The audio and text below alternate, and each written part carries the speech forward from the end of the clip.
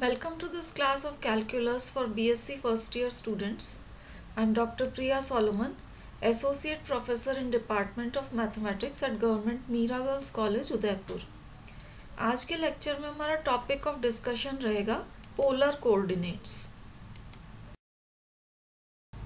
Polar coordinates या ध्रुवीय निर्देशांकों को कैसे रिप्रेजेंट करते हैं वो आप देखिए। तो मान लीजिए P कोई पॉइंट है सिचुएटेड ऑन अ प्लेन, इसके पोलर कोऑर्डिनेट्स को हम रिप्रेजेंट करते हैं r थीटा से। अब ये जो है r represents the distance of p from a fixed point o। तो ये जो दूरी है ये r है, p की दूरी इस फिक्स्ड पॉइंट o से, दैट इज r। और ये जो फिक्स्ड पॉइंट o हमने लिया है ये कहलाता है pole. This OP which is equal to r, this is the radius vector। OA हमने फिक्स्ड लाइन ले रखी है जिसको हम कहते हैं इनिशियल लाइन। अब इनिशियल लाइन और रेडियस वेक्टर OP के बीच में ये जो एंगल बन रहा है थीटा, जिसे हम एंटी क्लॉकवाइज डायरेक्शन में मेजर करेंगे, ये कहलाता है वेक्टोरियल एंगल।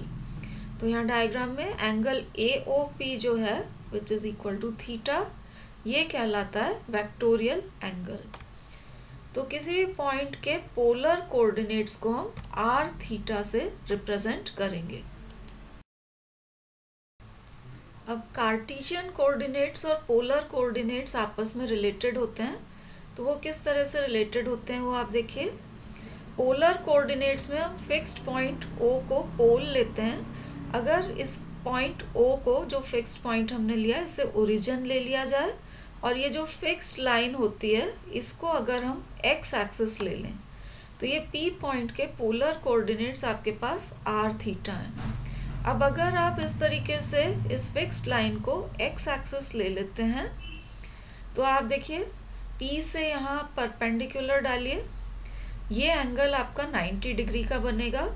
अब इस ट्रायंगल OMP में आप देख सकते हैं ये जो लेंथ है OM, ये पॉइंट P के x कोऑर्डिनेट के बराबर होगी और इसकी लेंथ आप इस ट्रायंगल से निकालें तो क्योंकि ये लंबाई r है, OM will be equal to r cos theta, इसलिए पॉइंट P का x कोऑर्डिनेट हो जाएगा r cos थीटा। ये PM जो लेंथ है ये y कोऑर्डिनेट को रिप्रेजेंट करेगी। आप देख सकते हैं कि अगर आप ट्रायंगल से निकालते हैं length PM will be equal to r sin theta, तो पॉइंट का y कोऑर्डिनेट हो जाएगा y is equal to r sin theta. अब x एंड y हमारे पास निकल गए हैं, इनको आप स्क्वायर करके जोड़ देंगे तो आपके पास आ जाएगा x square plus y square is equal to r square, which means r will be equal to under root x square plus y square.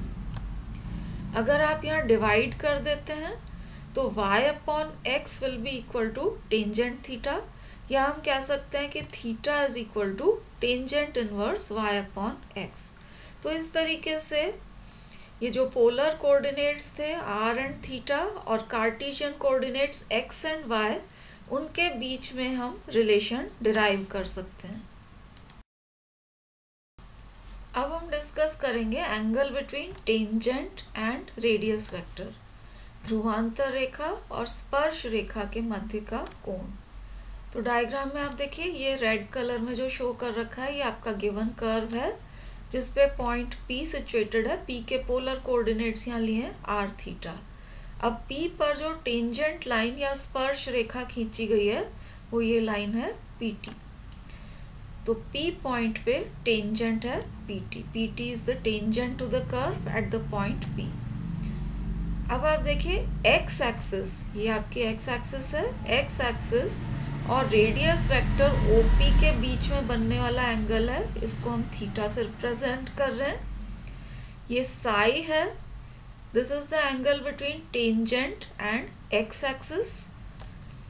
Tangent line ये वाली थी आपकी, टेंजेंट एंड रेडियस वेक्टर के बीच में ये वाला जो एंगल बन रहा है इसको हम फाई से रिप्रेजेंट कर रहे हैं। तो ये फाई, थीटा एंड साई ये स्टैंडर्ड नोटेशंस होते हैं, तो आपको ध्यान में रखना है कि इनसे किन के बीच में बनने वाला एंगल रिप्रेजेंट होता है। अब अगर आप ट्राइंगल OPM कंसिडर करें तो यहाँ ये साई एक्सटीरियर एंगल है। ट्राइंगल की प्रॉपर्टी से हम जानते हैं ये जो बाह्य कोण होता है एक्सटीरियर एंगल, ये इंटरनल ऑपोजिट एंगल्स के सम के बराबर होता है। तो psi will be equal to theta plus phi. तो ये psi is always equal to theta plus phi. और ये जो टेंजेंट फाई है, फाई हमारा एंगल था between tangent and radius vector, तो टेंजेंट फाई की वैल्यू होती है r d theta by dr। तो ये आपको याद रखना पड़ेगा कि tangent phi is given by r d theta by dr। इसको हम आगे यूज करेंगे। अब हम देखेंगे कि अगर आपको दो पोलर कर्व्स दे रखे हैं तो उनका एंगल ऑफ इंटरसेक्शन या प्रतिच्छेदन कोण किस तरह से निकाला जाता है। तो अब आप देखिए दो कर्व्स जो हमें दे रखे हैं उनकी इक्वेशंस हम इस तरह से ले रहे हैं। ये पहला कर्व हो गया r is equal to f1 theta और ये आपके सेकंड कर्व का इक्वेशन हो गया। मान लीजिए ये दोनों कर्व्स आपके पॉइंट P जिसके पोलर कोऑर्डिनेट्स r थीटा हैं इन पे इंटरसेक्ट करते हैं। तो अब आप डायग्राम में देखिए ये अपना पहला कर्व है और ये आपका सेकंड कर्व है। ये दोनों इंटरसेक्ट कर रहे हैं एट द पॉइंट P जिसके पोलर कोऑर्डिनेट्स r थीटा हैं। अब एंगल ऑफ इंटरसेक्शन होता है एंगल बिटवीन द टेंजेंट्स। तो ये आप देखिए पहला जो कर्व है इसके जो ये पॉइंट ऑफ इंटरसेक्शन था इस पर हमने स्पर्श रेखा या टेंजेंट लाइन खींची है, ये वाली, जिसको हम T1 से रिप्रेजेंट कर रहे हैं। ये सेकंड कर्व था, सेकंड कर्व पर भी पॉइंट ऑफ इंटरसेक्शन पे ये टेंजेंट लाइन खींच रखी है, इसको T2 से रिप्रेजेंट कर रहे हैं। तो अब आप देखिए टेंजेंट एंड रेडियस वेक्टर के बीच के एंगल को हम फाई से रिप्रेजेंट करते हैं। तो ये पहला कर्व का टेंजेंट रेडियस वेक्टर के साथ जो एंगल बना रहा है ये φ1 है और दूसरे कर्व का टेंजेंट रेडियस वेक्टर के साथ जो एंगल बना रहा है दैट इज φ2। तो आप डायग्राम से देख सकते हैं कि टेंजेंट लाइंस के बीच में बनने वाला एंगल ये हो जाएगा φ2 एंड φ1 का डिफरेंस। φ2 में से φ1 आप सब्ट्रैक्ट कर देंगे तो आपको एंगल बिटवीन द टेंजेंट्स, इन दोनों टेंजेंट लाइंस के बीच में बनने वाला ये वाला एंगल मिल जाएगा। इसलिए angle of intersection is given by difference between φ1 and φ2। यहाँ डिफरेंस का सिंबल इसलिए लगाया है क्योंकि अब ये ज़रूरी नहीं था कि आप इसी को फर्स्ट कर्व लेते और इसी को सेकंड कर्व लेते। हम इसे भी फर्स्ट कर्व ले सकते थे और इस वाले को सेकंड कर्व ले सकते थे। तो ये φ1 एंड φ2 वाले नोटेशंस उसके अकॉर्डिंग चेंज हो जाएंगे। तो angle of intersection is given by difference between φ1 and φ2। Diagram जो ऊपर बना है उस केस के अकॉर्डिंग ये φ2 माइनस φ1 के बराबर होगा और इस डिफरेंस को हम फाई से डिनोट करेंगे। अब tangent phi will be equal to tangent, इन दोनों का डिफरेंस आप ले लीजिए φ1 माइनस φ2 और टेंजेंट a माइनस b वाला फॉर्मूला लगा के इसकी वैल्यू लिखी हुई है। This is tangent φ1 minus tangent φ2 upon 1 plus tangent φ1 into tangent φ2। तो इस फॉर्मूले को यूज करके हमको मिल जाएगा टेंजेंट फाई और इससे हम निकाल सकते हैं angle of intersection phi. Phi will be equal to tangent inverse of this quantity. तो इस तरीके से एंगल ऑफ इंटरसेक्शन निकाला जा सकता है। अब ये देखिए ये टेंजेंट फाई की जो वैल्यू हमने निकाली थी इससे हम डिराइव करेंगे कंडीशन ऑफ ऑर्थोगोनलिटी या लंब कोणीयता की शर्त। कर्व्स को हम कहते हैं कि ये ऑर्थोगोनली इंटरसेक्ट कर रहे हैं अगर इनका एंगल ऑफ इंटरसेक्शन 90 डिग्री के बराबर हो। तो एंगल ऑफ इंटरसेक्शन 90 डिग्री होने का मतलब है कि ये जो फाई है this should be equal to 90 degree और फाई अगर 90 डिग्री है तो टेंजेंट फाई इन्फिनिटी होना चाहिए। टेंजेंट फाई अगर इन्फिनिटी है तो आप इस फॉर्मूले से देखिए, इसमें ये डिनोमिनेटर 0 के बराबर होना चाहिए, एंड डिनोमिनेटर 0 होने का मतलब है कि this tangent phi 1 into tangent phi 2 should be equal to -1। तो ये आपकी कंडीशन हो गई ऑर्थोगोनल इंटरसेक्शन की, कि अगर कर्व्स ऑर्थोगोनली इंटरसेक्ट कर रहे हैं तो tangent phi 1 and tangent phi 2 का product this should be equal to -1। अब इसी फॉर्मूले से आप देखिए कि अगर कर्व्स आपस में टच कर रहे हैं, तो अगर कर्व्स टच कर रहे हैं उस केस में एंगल ऑफ इंटरसेक्शन 0 होगा। एंगल ऑफ इंटरसेक्शन 0 होने का मतलब है कि इसका न्यूमरेटर पार्ट 0 होगा। अब न्यूमरेटर पार्ट अगर 0 है, we get tangent phi 1 should be equal to tangent phi 2। अब ये जो हमने डिस्कस किए हैं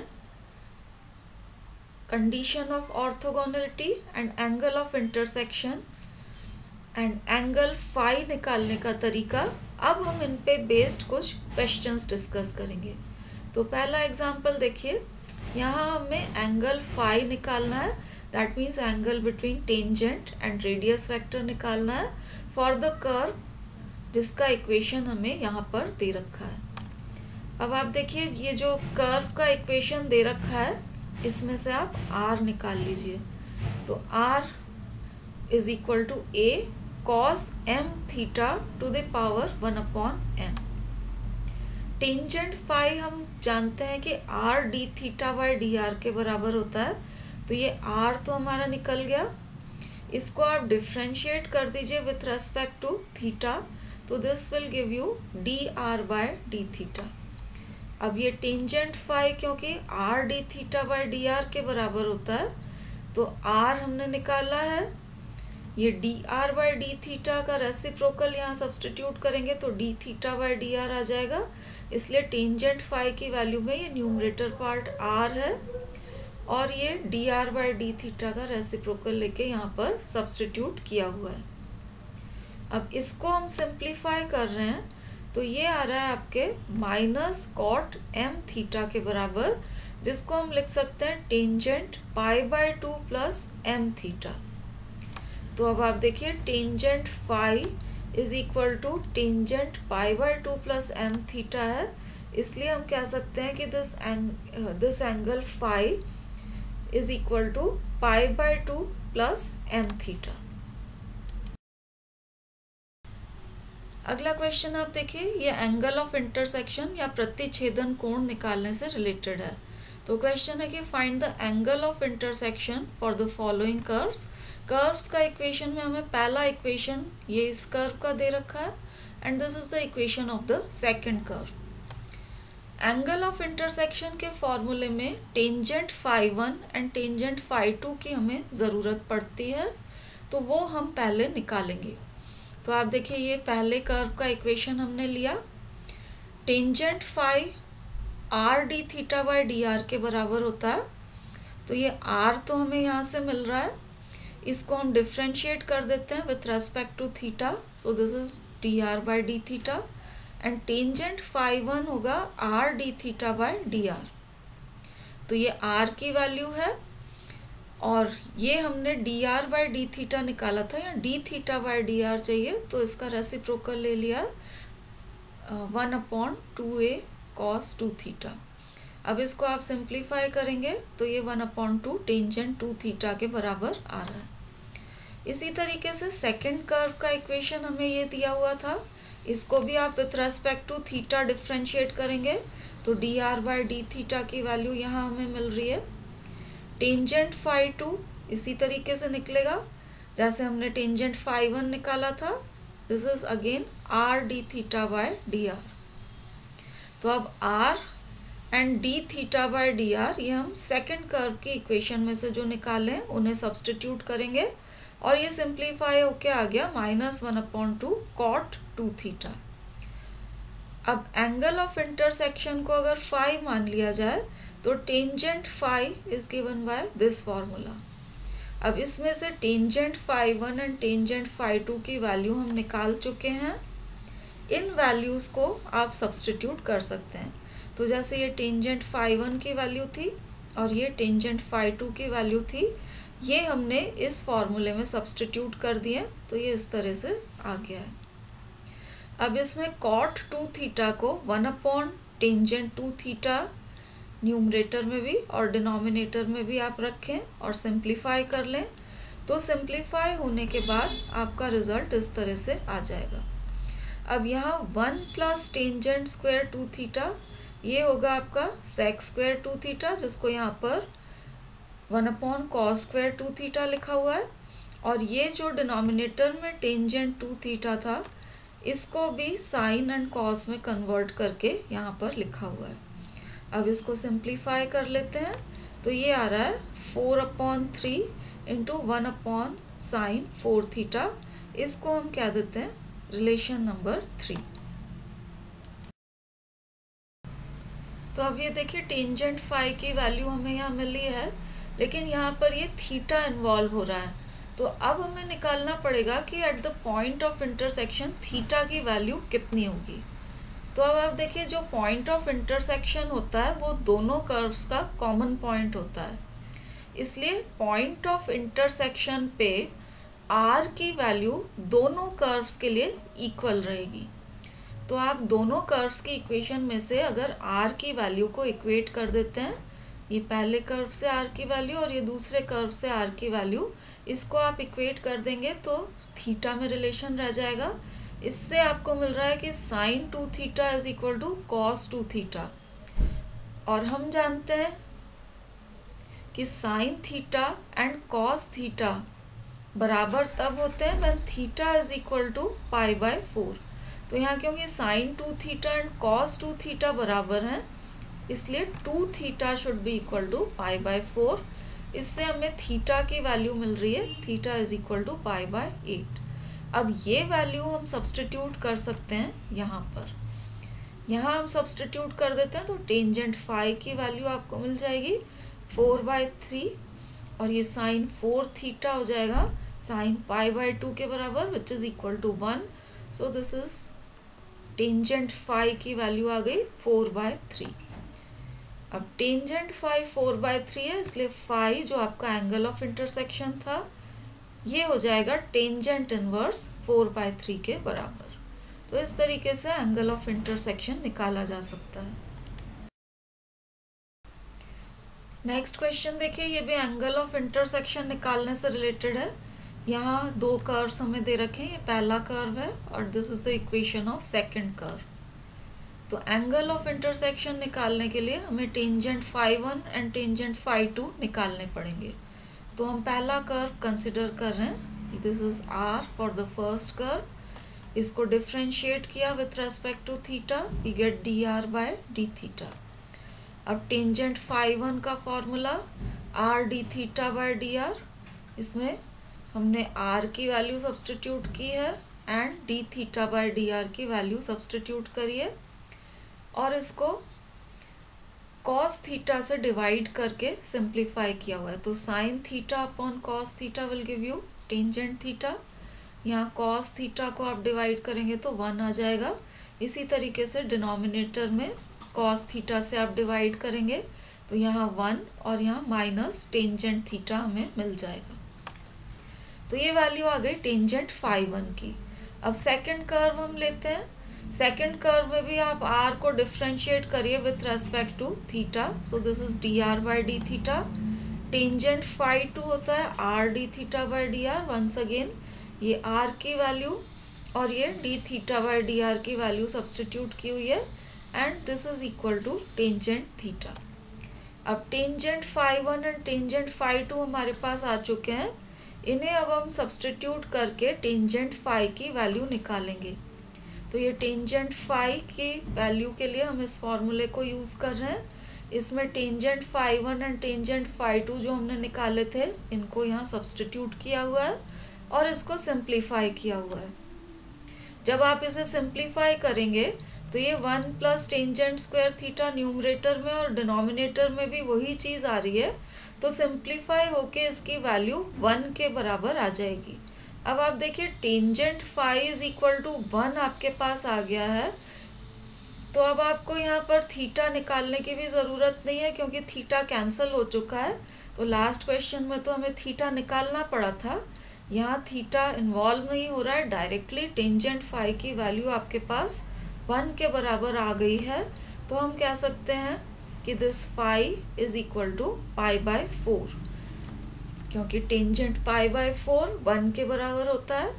तो tangent phi is equal to 1 होने का मतलब है कि this phi should be equal to π/4। अगले क्वेश्चन में हमें ये दो कर्व्स दे रखे हैं। ये फर्स्ट कर्व की इक्वेशन है, this is the equation of the second curve, और हमें प्रूव करना है कि दीज कर्व्स इंटरसेक्ट ऑर्थोगोनली। अब ऑर्थोगोनल इंटरसेक्शन की कंडीशन हम जानते हैं कि अगर कर्व्स ऑर्थोगोनली इंटरसेक्ट कर रहे हैं तो tangent φ1 into tangent φ2 should be equal to -1। तो एक्चुअली ऑर्थोगोनल इंटरसेक्शन चेक करने के लिए हमें टेंजेंट φ1 एंड टेंजेंट φ2 निकालने पड़ेंगे। तो ये पहले कर्व का इक्वेशन है, इसे हमने डिफ्रेंशिएट किया विथ रेस्पेक्ट टू थीटा, तो you get -a cos theta. अब टेंजेंट φ1 निकालने के लिए इस फॉर्मूले में हम सब्सटीट्यूट करेंगे, तो ये वैल्यू है r की, और यहाँ हमने सब्सटीट्यूट किया है dθ/dr। So this is tangent φ1। अब सेकंड कर्व आप लीजिए, ये सेकंड कर्व की इक्वेशन है, इसे भी हम डिफ्रेंशिएट करेंगे with respect to theta, so you get a cos theta, and tangent φ2 is again given by r dθ/dr। तो r and dθ/dr की वैल्यूज आप सब्सटीट्यूट कर दीजिए, यू गेट टेंजेंट φ2। अब ऑर्थोगोनलिटी चेक करने के लिए इन दोनों का हम प्रोडक्ट लेंगे, तो ये वैल्यू हमने सब्सटीट्यूट किया, दिस इज टेंजेंट φ1 और ये वैल्यू टेंजेंट φ2 की। अब न्यूमरेटर में आप देखिए 1 minus sign theta and 1 plus sine theta, ये कंबाइन होके आपको देगा 1 minus sine square theta, and denominator is minus cos square theta. अब ये 1 minus sine square theta is cos square theta, वो नीचे वाले कॉस स्क्वायर थीटा से कैंसिल होके ओवरऑल वैल्यू अपने पास आ जाएगी इक्वल टू -1। और जैसे ही ये वैल्यू -1 आई, हम कह सकते हैं कि curves intersect orthogonally. This completes our discussion for today's lecture. Thank you for watching.